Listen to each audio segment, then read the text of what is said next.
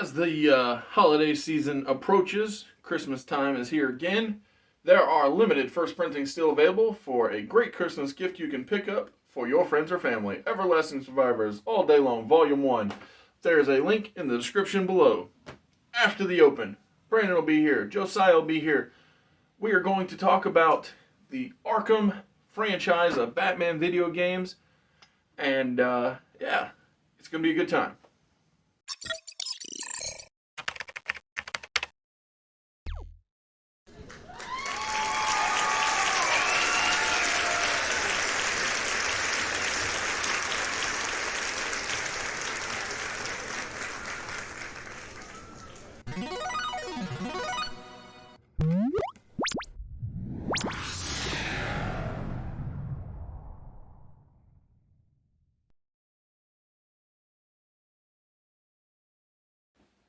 This all happened because Brandon said one of the Arkham games took place at Christmas time. Yep. Hey, we're approaching Christmas time.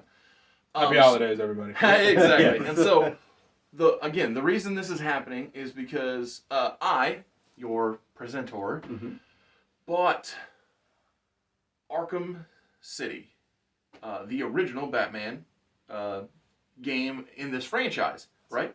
No. Arkham Asylum. Asylum, that's what I meant to say. Yes. I don't want to correct you while you were talking. No, it's fine. Yeah.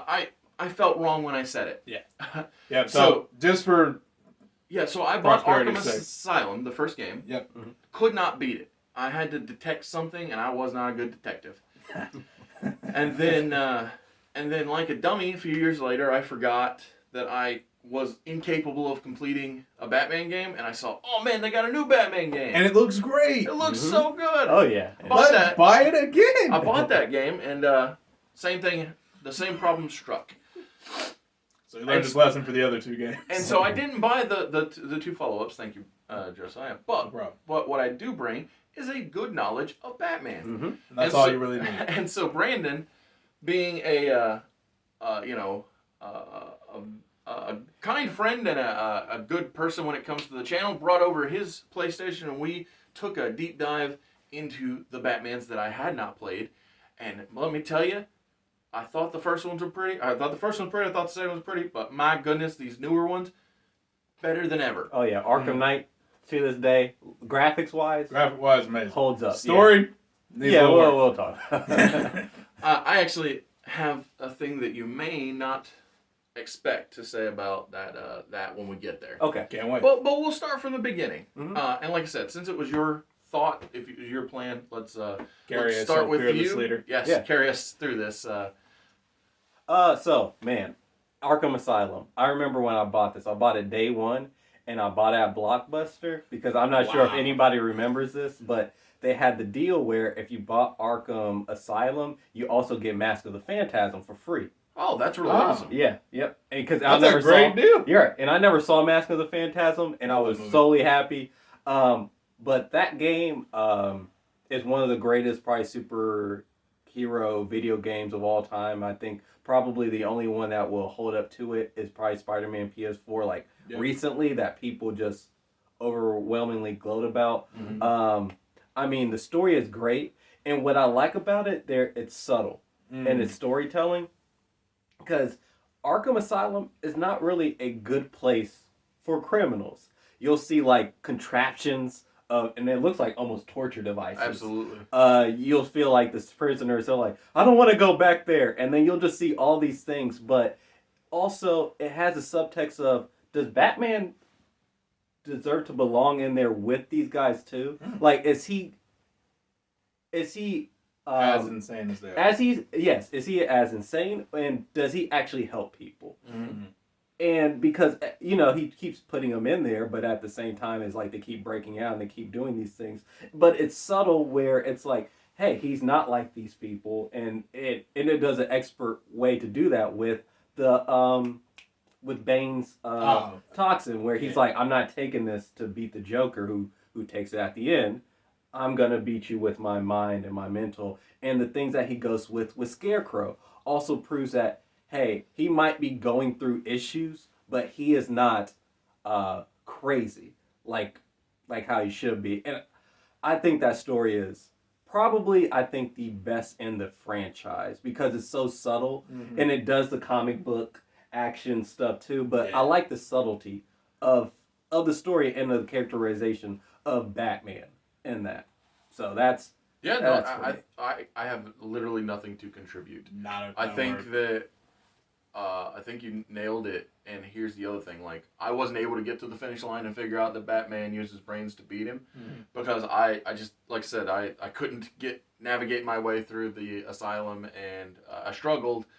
So the thing is, like, we all have a friend who has been on the channel before. His name is Ted, and Ted grew up gaming like it was his job, but I grew up, chopping wood and baling hay, and not playing video games.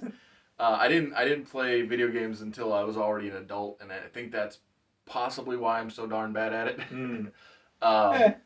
It is what it is. Yeah, it's fine. Maybe I could have started as an infant and still been bad. I don't know. There are some people. I do not There's some people who just are not built for it. It's I do okay. not have the counterfactual to use, so I'm just making assumptions. Right. But let's move on to the second. I did want to say one thing about Absolutely. Asylum. So the great thing about Asylum is it was one of the first games of its kind, like Brandon said. Well, not first, but One of the best. Yeah, one of the best of its kind.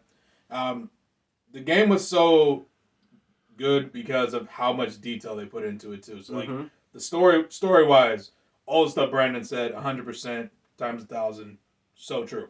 But the other thing that made it great was the actual gameplay. It was how the combat worked. Oh yeah, finding the mysteries, finding the secrets. Like, how Oz said he couldn't complete the game because he's not a very good detective.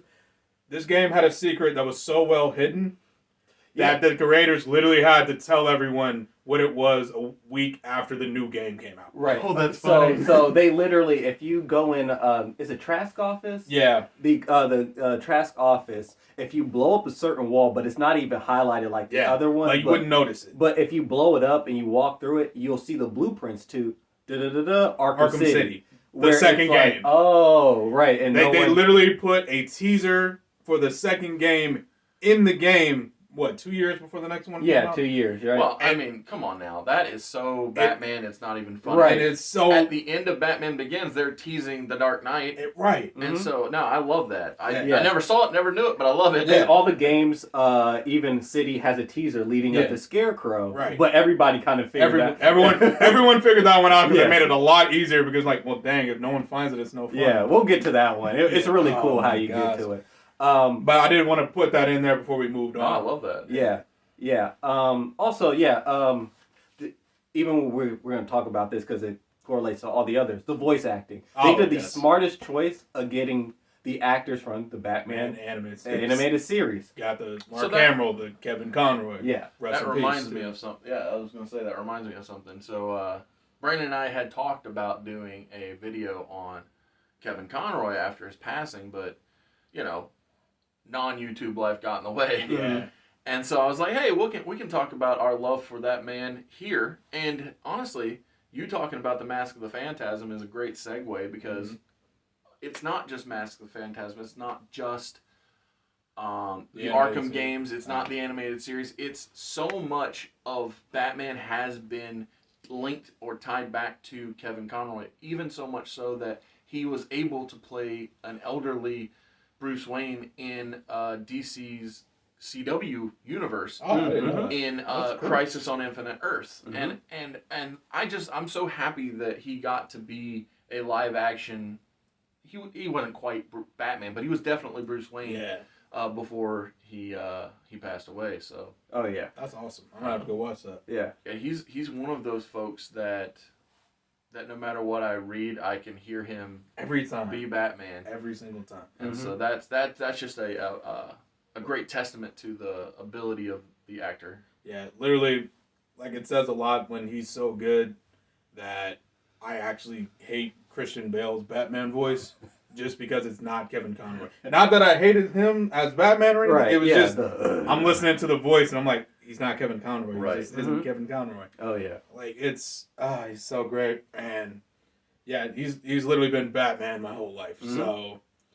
Yeah, when he passed, the beauty of it is that he, done right, he can be the Batman for many generations to come. Yeah. Because so none of us have a next generation, but my sister has a couple of kids, and I always tell her, I was like, don't worry about the stuff that's coming out now. Like, raise them right with the stuff that we knew and loved. I was about to say, from the back. Put on the good TV. Exactly. Mm-hmm. And because there's such a vast choice when it comes to Batman, Mm-hmm. and so much of it has Kevin Conroy, I was like, you can just raise them up on Kevin Conroy's Batman and just avoid everything else if you want. Exactly. So Honestly, if yeah. there's a Batman cartoon, 9 times out of 10, Kevin Conroy was the voice. So. Yeah, it was Right. either him or what was his name, Diedrich Bader. Yeah, for the Batman. The the Batman. Batman. Yeah, which And actually, I'm not gonna lie, the Batman. I'm big tangent, but I actually do like the Batman. Yeah, me too. The only thing I don't like is some of the characters' redesigns, like Joker's. Yeah, But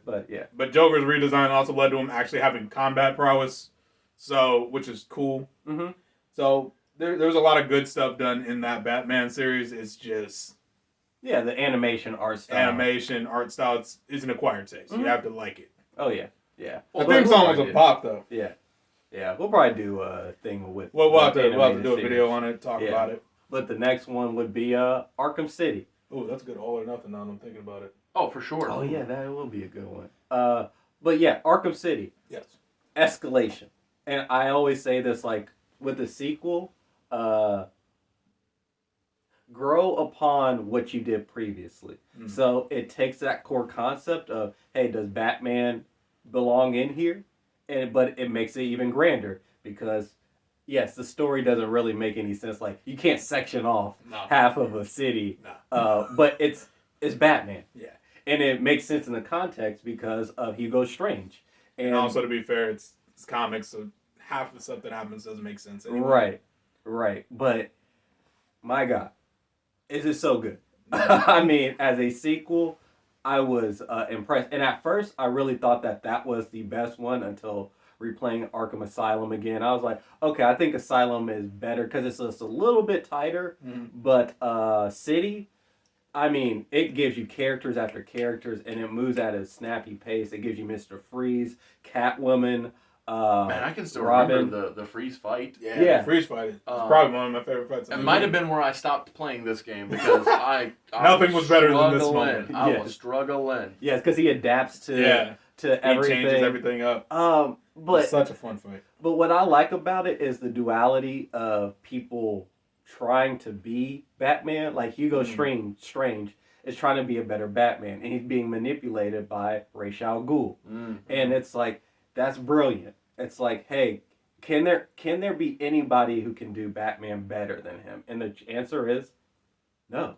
No, they don't have the core concepts or the heart to do the job. Yeah. I think there is, but not in the game. Oh, okay. Yeah, I think Dick's a better Batman than Bruce. But That's because you're talking about actual comics. Right. I'm Right. just saying because Dick was trained by Bruce, he Yeah. sees his flaws and his failings, and He sees where he can improve upon them. absolutely. Right. Well, actually, they do that in Arkham Knight. We didn't get to that point yet, but Dick Grayson and you play alongside. Oh, him. that's wonderful. Yeah. So yeah, that actually is a good point. Phenomenal point, but jumping way ahead, we'll come back to it. Yeah. Well, so I want to ask a quick question of the both of you because I'm going to exclude myself from this, even if you decide to do it. Would you like to rate in my 5-star rating system the games as we go along? Because I exclude myself because I was unable to. Oh yeah, complete I can anything. do that. I'm perfectly Yeah. fine with Arkham Asylum, since we just did that first. Yes. 5. Yeah. Oh, awesome. So it's a great game. Grade 5. Cool. Yeah. Arkham City, 4.5. The only reason I will dox it is that how can I say it feels like a fetch quest that just keeps going in a big circle until finally the end with the Joker stuff. And I think it's Batman. He can figure out like a better way, and then they keep There is definitely a more efficient way to do that. Yeah. And then they keep saying like Protocol 9 or Protocol 10 or something, and that gets pushed to the side until the very end, and the story kind of loses itself to me at the very end. Sure. But yeah, that's my criticism. Yeah, that's totally understandable. Listen, me and Brandon are on the same wavelength here. I also got 4.5 for The that. funny thing is Same that reasons. I didn't stop at freeze because I can remember now that loudspeaker announcement. Protocol. And so that's funny. The more you're talking about, the more I remember. But I know I didn't get to the finish line. I just I know that I He didn't cross the threshold. Exactly. Right, close enough to where that I did hear them, bemoaning the fact that I ain't good enough for you. Yes, yes. I know, buddy. I know. And I mean, man, Arkham City. It's just it was so good. Yeah, it was so dense, and then they finally where you can see the Riddler, and then if you get all the trophies, you can actually take them down. Actually beat them up. Yeah. There's the side quests were like really well designed. Like you remember Hush? Yeah. Which was probably one of my favorite parts of that whole game, was doing just the Hush side quests, and because I already knew who Hush was. I knew it was gonna be Hush. Like literally 5 seconds in, when it was like Thomas Elliot, the doctor. Because I think they had the Thomas Elliot tease in Arkham Asylum, and then they actually brought it to fruition in City, which is another great thing about the game. They, like you said, they build upon where they're at. There it is. Yeah. Yes, Hush. So beautiful. Love this. Such a great story. Yeah. It's honestly, to this day, Hush is still probably one of my favorite Batman storylines, just because of how it was put together. Oh, also, I forgot. Even though it does it better than Asylum, but something that Asylum doesn't really have is good boss fights. Yeah. But Arkham City has better, but they're still not as good as the next game that we'll talk about, which is Origins, which has the best boss fights in the whole entire saga. Yeah. Where it's like from start to finish, these boss fights are great. Yeah. They're a perfect combination of tough but enjoyable. Right, and they're unique and different, and it makes Bane. No one fight is the same, and it makes Bane terrifying. Yeah, like so when I cannot describe to you how many times Bane killed me in that boss fight. Like, granted, I was playing on the hardest difficulty, but still, like the man was tearing me a new one the entire fight. I saw his cutscene so much I actually like put the controller away and said, "I'm gonna leave before I break this really expensive controller." So. That's how you know boss fight's good. When you're like, I'm going to come back to this, and I am going to beat this. And the satisfaction you have when you beat it, I think you can attest, is amazing. It's so euphoric. Oh, yeah. I couldn't begin to tell you. I've never been there. Oh, well, okay, so Arkham Origins is a game that takes place during Christmas. Yes. And it's Batman Year 2. Yep. And the story, I really like it a lot. I think it's underrated. Yeah. Because it deals with... Does it follow this, Batman Year 1? Sort of, but so there's elements to it, right? But obviously it's not a. Oh, like, for sure. That's really cool because this is one of the best Frank Miller books ever. Exactly. I think Brandon called it best with the Batman Year 2. Yeah, like that was cool. It's got the Year 1 elements. The stuff makes sense. You can clearly tell he's new with this thing. Criminals are afraid because they're like he's a myth. Yeah. And people don't know if he's really real or not until you finally see him. That's another great thing about the game, and I'm glad you said that because it made me think about it. But so when you're in detective mode, which is like just the state where you can just see everything and like look for little hidden clues and stuff. But you're actually, if you just sit there, you're actually able to hear whoever's close by and hear what they're saying. They're literally talking about, is that Batman guy even real? I honestly, he's fake, man. No, man, little Timmy from down the street saw him last week. Saw him kill this. Well, they say kill, but he saw him beat the crap out of this guy and keep moving. I'm like, nah, man, that's made up. Let's go rob this bank, yada yada. I mean, it's genius though. Yeah, it's the Arkham franchise is so good at doing small stuff very well that it makes the big stuff feel even better. Which I think is a real high point of the games. And I mean, it deals with Batman and his anger because it's like he's very angry, like angry, and poor angry bastard. And the game does a great thing with Alfred. Him and Alfred. I mean, I think that's probably the core of the game. The others didn't. They just have Alfred helping. It's like, sir, you need to go here so you can help. But this one, you actually see Alfred like confront Bruce. You see Alfred be a father figure, right? It's a lot more like, which is. I'm so glad you brought this up, Brandon. You're so good at this, man. Oz, we need to get this man some kind of award or something for being so talented. MVP. MVP award. Yes. But yes, he hit the nail on the head. In the Origins one, like Alfred is like literally he's Bruce's dad. He's like you can literally see the dynamic of their relationship throughout the whole series. Like aside from Knight, because I think Knight did it a little bit, but the first two games it was more just Alfred's just there as a butler. He's there as an assistant. He's like Bruce is established. He knows what he's doing. Alfred knows he knows what he's doing. So there's not really that moment of Alfred reeling him back, saying, "Hey, you gotta calm down. You gotta think this through. Mhm. You're letting your emotions get the best of you, and it's gonna set you up for your downfall. I don't want to see you die." Mm-hmm. Type stuff, and it really hits you to your core. It's real emotional stuff. You're like, I can feel that. I feel like that's something my father would say to me if I was in this situation. Yeah. Now, I'm not athletic or Batman, but regardless, point taken. Yes. Brandon, continue on. I think one of the best things that it also does is Commissioner Gordon. Okay.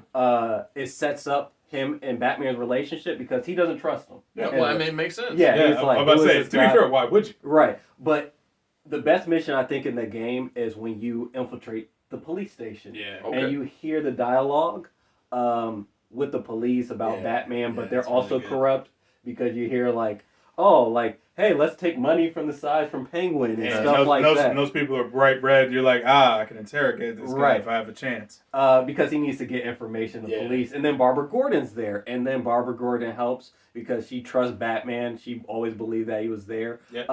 Also, there are 9 assassins. I think 9?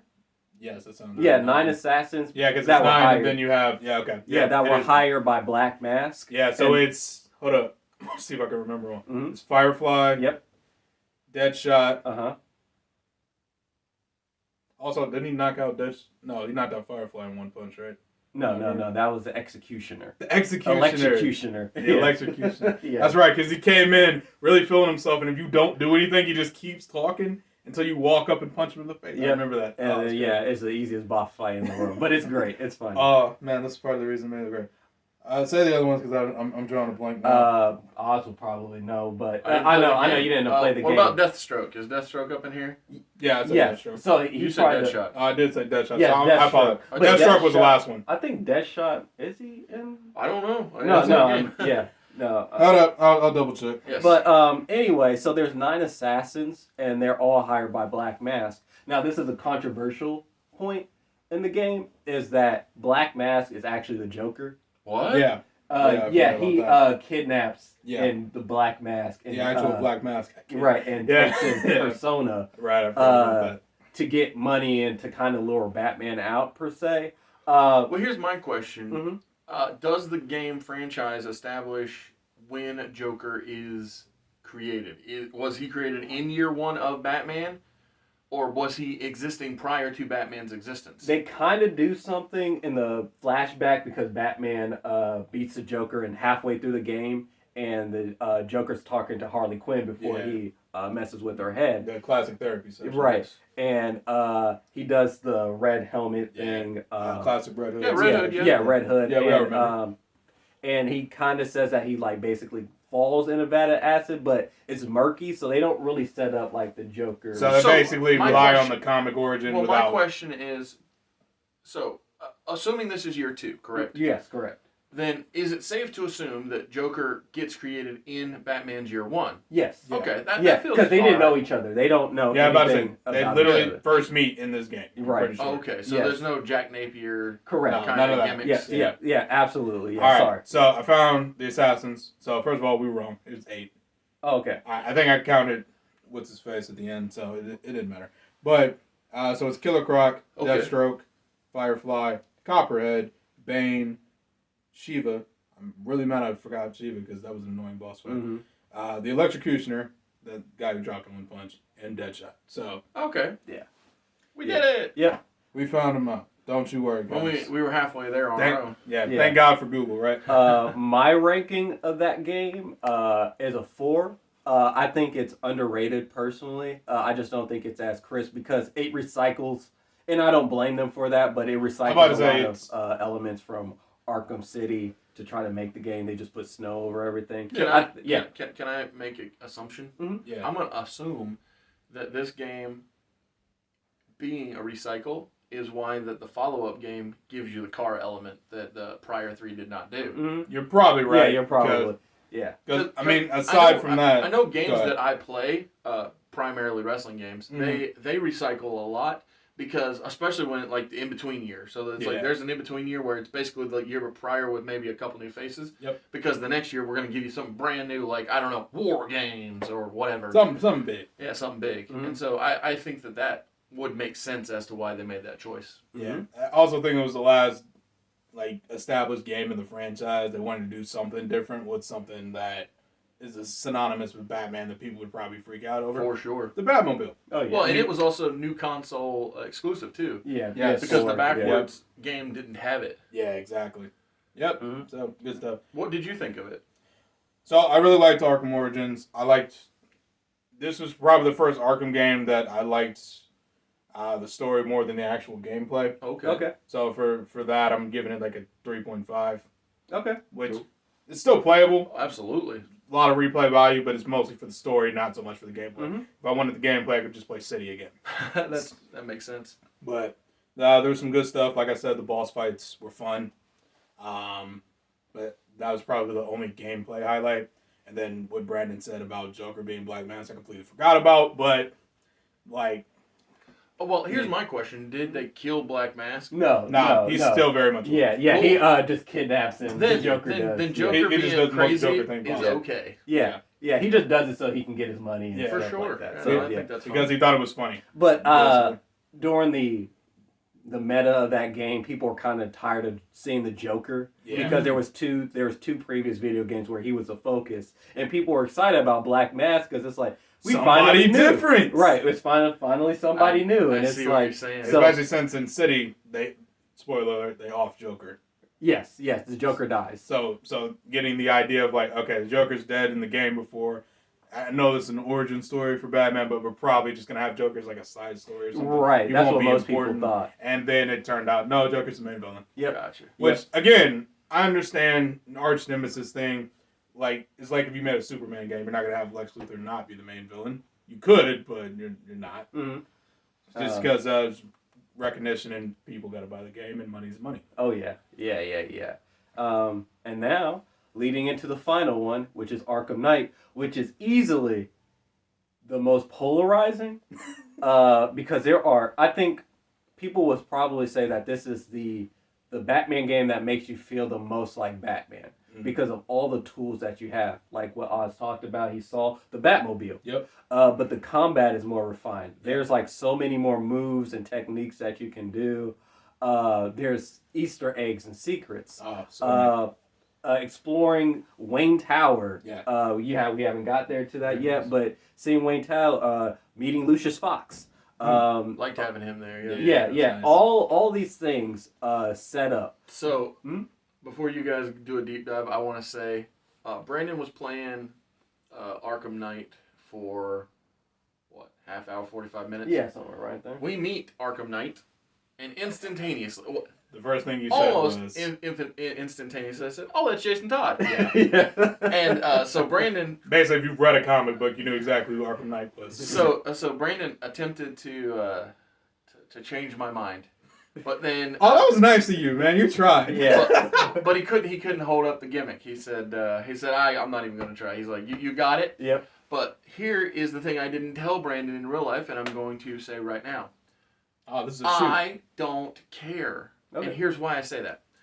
If the right element is there to tell a story, which is an heir having grievances, then take that opportunity to tell a dynamic story with the heir that has a grievance. And so the reason I say I don't care is because he was like, oh, everybody saw it coming. And I've long said that I don't care about spoilers, whether it's TV or movie or wrestling, because if something is good, it is good, and if it's bad, it's bad. And so I think one of the reasons that I've long had this thought process is because, much like I said at the beginning, where I grew up, cutting wood to put in the fireplace or baling hay to keep the cows fed. What also I grew up not having was an abundance of channels. As a matter of fact, there were times we had 0 channels, so I would just pop in tapes, watch them over and over and over. And it's not as though my first viewing spoiled my second viewing. If something is good, it is good. Fair. And so that's what I wanted to say about the concept of being predictable. So if something is right and it's predictable, doesn't mean it's wrong. And if something's wrong and you predict it, and it's still wrong. And so that's all I was going to say about the topic of people being able to realize that when a character says "old man" to Batman, and Yes. they say, "Oh, Wow, that I figured that out." narrows down the list of possibilities Yes. to one guy. All right. Yes. So that's all I was thinking Yeah. on the subject. No, that's good. Because I like that. replaying the game recently, I realized that it does a lot of things to set up the dynamics between Nightwing, the Robin, now with Tim Drake, Yep. and Jason Todd with the flashbacks and things like that, where it shows their relationships. Because, as Oz alluded to early on, there is a better Batman. Even Batman recognizes that at the end of the Penguin scenarios where you fight along Nightwing, and he's like, "Hey, look after the city for me," because I I'm about think to say if I'm not gonna be here soon, spoiler, yes, then I need you to hold it down. mm-hmm. And he's like, "All right, old man." Take Yeah, this. yeah. It's Gotcha. like, okay, Bruce, you don't have to get all All right, sentimental on don't me. get all cheesy on me now. All right, but he passes the throne to Yeah, Nightwing because he's like, he "You're pretty the-" much tosses them the keys to the city, Mhm. metaphorically, obviously, and then says, "All right, Yes. this is your show now." So in the comics, it's called Battle for the Cowl. Yeah. And so Dick wins the battle for the cowl, and he helps raise Damian while Bruce is away.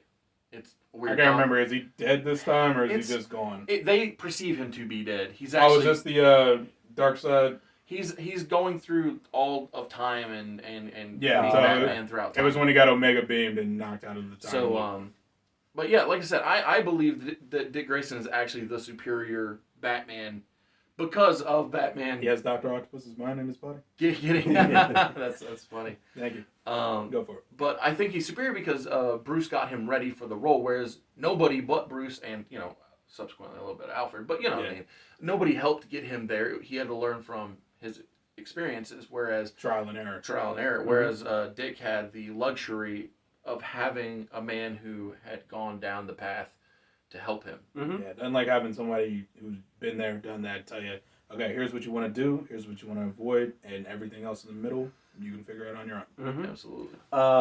And what I like, so I think the core theme about Arkham Knight is Batman's mistakes, or what he perceives as his mistakes, because we alluded to it, but Scarecrow's the main villain, Yes.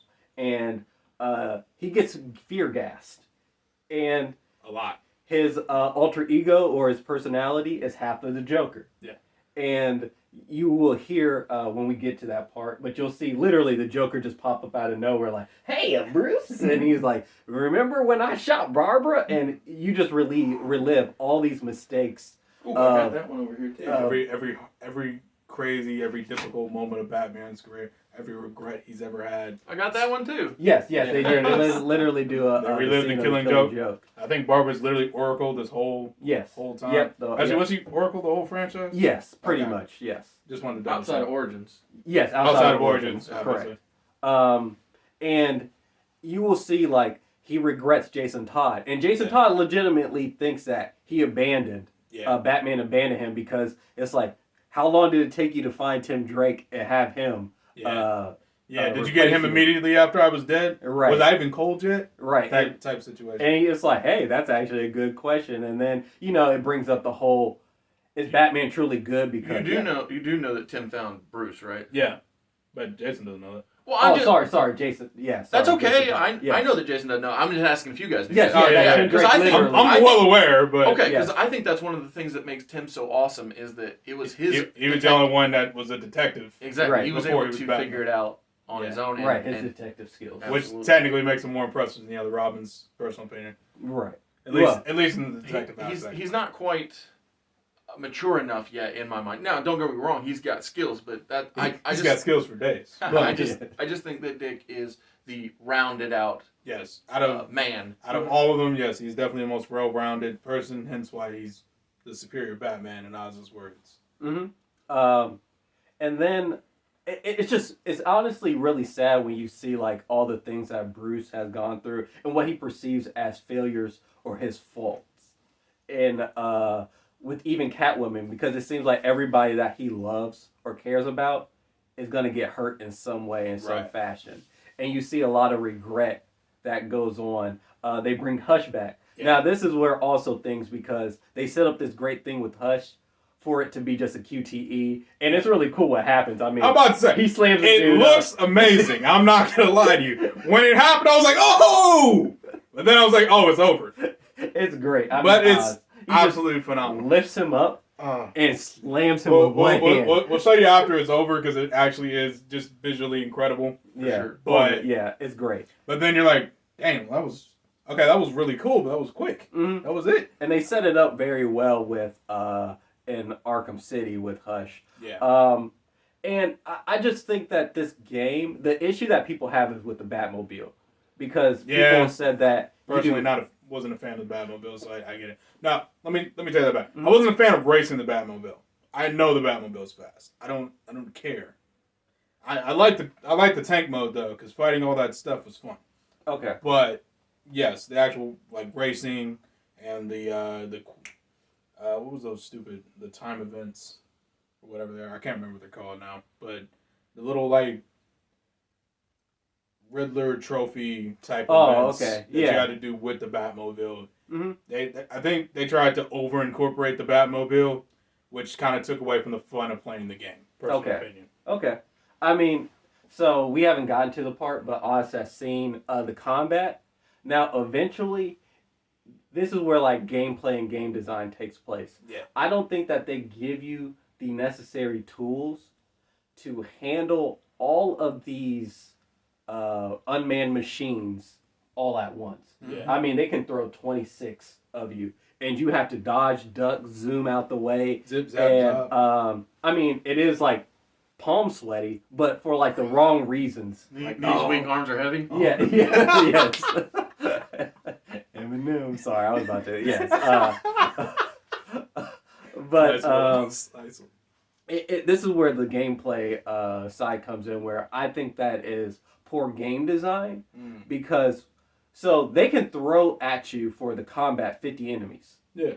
But the core combat is set up to handle that. You just have to be good enough. I'm about to say, if you're good enough in the game, you can fight 50 enemies as Batman, no problem. But well, maybe not no problem. But yeah, if you know all the tools and things that you have to everything you can use. But to shoot one tank thing at a time, and then need a 2-second cooldown period. Right, and then you have to hopefully don't get hit, so you can build up missiles, so you can just evaporate the entire field. No. You evaporate 3 things. Well, yeah, 3. Let's not get crazy. But that's where the upgrades. That's where the game design takes place. Where I don't think that they gave you the necessary tools to effectively do it. But it's not bad. I'm feeling a lower rating coming. Well, so I'm gonna give it because it is a 4. But it's. I was blown away. That was not the guess I had. Because there are some great things about this game. With the Robins, you'll see like Robins minus Damian. Here's what I think is happening. He's saying, like you said about the prior one, it's the story that got him, not the gameplay. Right. Yeah, exactly. No, which is fine. I'm about to say, if it works, it works. Yeah, absolutely. You know, whatever it takes to get that 4 stars. Because before, like, you would have to jump on enemies. You can jump on enemies to knock them out. But now, you can just keep punching them on the ground to not break up your combo. You can lift up people and you can body slam them. Yep. You can throw. There are so many It helps. It's a lot more fluid. Right. That you can do to just be Batman, the detective mode and stuff. To lurk in the ceiling, and then you're like, okay, I'm going to take out that guy first or that guy first. And you just feel like Batman. And then to fight along Nightwing, Robin, Catwoman. The Bat Family. Yeah, the Bat Family squad is great. Absolutely. There are some highs, but the lows, whew, man. Okay, but sorry, you can go just side. You're all good, man. Yeah. So the thing for me about this game, I did like it, but it was by far the weakest in the quadrilogy. Yeah, quadrilogy for me. Part of the reason was as I was watching the ads, because this is the first one I'm like, okay, I'm gonna buy this when it comes out. Because all of them I pretty much bought retroactively. Okay. Minus Origin. I think I actually got Origin on Christmas. Okay. Which was cool. Very nice. So thanks, Mom and Pop, for hooking that up. But this is the first one I'm like, okay, I'm actually going to buy this when it comes out, day it comes out. I had it pre-ordered and everything. And I'm watching the trailers, which is usually something I have a hard, fast rule against. Like if I know for sure I'm gonna buy something or watch something, I'm not gonna watch the trailer for it because I just want to enjoy it. Like I want to be like, well, I saw that 50 times in the trailer, so it kind of loses its impact. Okay. So I like to see everything with fresh eyes first go around. But I was watching the trailer for it. I'm like, all right, well, they're building it a lot around Arkham Knight. And like Oz, I took one look at it and said, yeah, that's clearly Jason Todd. And I only had one other friend in high school that was like as into comics as I was. And we looked at each other when we saw this because we were watching at the same time. We're like, that's Jason Todd at the same time. So it kind of bugged me because like it felt like they built a lot of the game around who Arkham Knight was. Who is this guy? He's a mystery. Who could it be? And I'm like, it's Jason Todd. It's not a mystery. It wasn't surprising. But I will say, Oz, you kind of helped turn me around on this because you made a great point.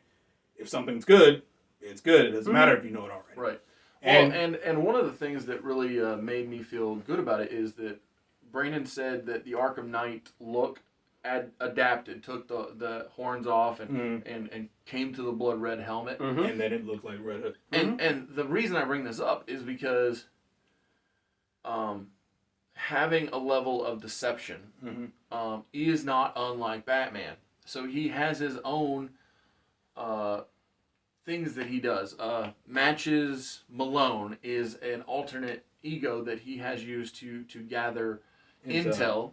Thank you. Yep. On adversaries, and so to me it didn't seem like that far of a stretch for Jason to say, hey, well, I know that you know me, but you don't know this, and so introduce this, and then when you come out with the big reveal and say, hey, me. Old man, it was me all along. yeah, Austin, it was me. It was me all along. Oh my goodness! Yes, the greatest heel turn of all time. Of all time. Who would have seen it coming? Not I. It was me, Bruce. It was me. You're like, oh god. Yeah. So on the subject of a quadrilogy, I would like to let. Hold up. Just to give my ranking, it was 3.75. Okay. Yeah. I liked it a little bit better than Origins because it had a better story, but then all the gameplay stuff Brandon said. I personally liked the car, but I hated the racing element. He didn't like the truck. I don't know if you like the racing element. It was okay. Okay. It's palm sweaty again, but yeah. I like stuff like that just because I like Mom's spaghetti. Yes. Yes. I like the stuff to be a little bit complicated, so it's not like a perfect sequence. But I get what Brandon's saying. It could have been designed a little bit better so it works. Mm-hmm. But outside of that, like it was a really good game. It has replay value, which I think is the most important thing about a video game. Because if you spend $60 on a game and then beat it and never play it again, was it worth it? No. So, why my money? Yes. Yes. But go for it. I was just going to say, so on the subject of Batman and quadrilogies, the first all or nothing of 2023 will be Batman 89 through Batman and Robin, and we will... Are you coming back? 93, 94? I don't know, 90 something. 98. I was just curious. Do you want to be a part of that all or nothing? Yes. Yeah, awesome. So anytime there's a Batman-related concept or a Deadpool-related concept, I'm there. Okay. Well, we're going to see you a lot in January. Yeah. Anyway, as I was saying, this was a Batman quadrilogy, and the first all or nothing of 2023 will be a different Batman quadrilogy. That will be Batman 89 through Batman and Robin, where myself, Brandon, and Josiah will give you our ratings and figure out if we keep all of the franchise or we get none of the franchise. Can't wait to. Boys, Can't that wait was to super fun. I'm so glad you came. Brandon, thanks for having Brandon, the idea. great idea. You're great idea, Brandon. And I hope everybody has a Merry Holly Christmas, holly jolly, Happy New Year, and all that jazz. And Happy Hanukkah and Kwanzaa and all those other holidays that don't get any love. Yeah. But yeah, before we get out of here, I would like to tell everybody that hopefully there are limited quantities of Everlasting Survivors Volume 1 all day long available for you to purchase in the link in the description. However, I will be real with you. They've been moving quickly. There are, I believe, 14 of the one in Brandon's hand available, and I think 15 of the ones in Josiah's hand at time of recording. But just in the month of December alone, I have sold I don't know, 5, 6, 7, 8, whatever. They are Nice. moving. A And, number. you know, it's Christmas time. It makes sense. You know, people. About to say, gotta get a holiday gift somewhere. Yeah, exactly. And so, like I it's a few said, days in December. hopefully there's some available for you to get. But if they are sold out this February, then we'll be back on Indiegogo with 2 brand new covers. We will also have posters and stickers and trading cards and all T-shirts and hats and all the gimmicks. So All the gimmicks. thank you for watching. Thank you both for being here. You're I welcome. appreciate it. And we will see you Wednesday, and we'll see you next weekend. And actually, I'm wrong.